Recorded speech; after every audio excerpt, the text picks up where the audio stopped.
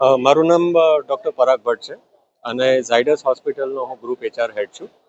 આજની જે ઇવેન્ટ છે એ હ્યુમન રિસોર્સ પ્રોફેશનલ્સ માટે છે. મૂળ મુદ્દો એ છે કે અત્યારના હ્યુમન રિસોર્સિસના કેવા કેવા પ્રકારના પ્રશ્નો છે, પ્રોબ્લેમ છે, ચેલેન્જીસ છે, એના ઉપર આજના સ્પીકર્સ ચર્ચા કરશે અને જેટલા પાર્ટિસિપન્ટ્સ જે બધા એચઆર ડિપાર્ટમેન્ટમાંથી આવે છે એ લોકોને માર્ગદર્શન આપશે કે આગળ કઈ રીતે આપણે સારું કામ કરી શકીએ. કેટલી કંપનીઓ આવેલી છે, કેટલા લોકો આવેલા છે અને સ્પીકર તરીકે છે કયા કયા વિષય ઉપર તેઓ સ્પીચ આપવા? ટોટલ લગભગ 150 એચઆર પ્રોફેશનલ્સ આવેલા છે, જે ખેડા ડિસ્ટ્રિક્ટ, નડિયાદ, આણંદ, બરોડા અને થોડા અમદાવાદથી છે.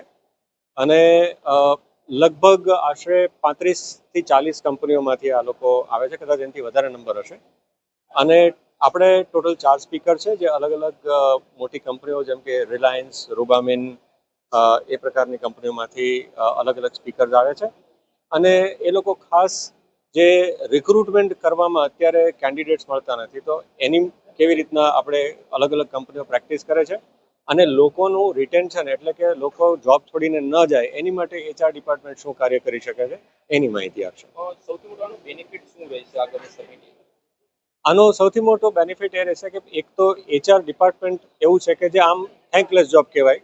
અને પહેલી વસ્તુ કે અહીંયા આગળ એચઆર અવોર્ડ્સ પણ આપવાના છે, એટલે એચઆર ડિપાર્ટમેન્ટમાં જે લોકો સારું કાર્ય કરતા હશે એ બધાને અહીંયા આગળ આપણે રેકગ્નાઇઝ કરીશું, પુરસ્કૃત કરીશું. અને એ સિવાય આપણે એચઆરને લગતા પ્રશ્નો જે છે એનું ડિસ્કશન થશે, એટલે જે પાર્ટિસિપન્ટ છે એમને ક્યાંક ને ક્યાંક નવા નવા રસ્તાઓ મળશે એમના ડિપાર્ટમેન્ટમાં સારું કામ કરવા માટે.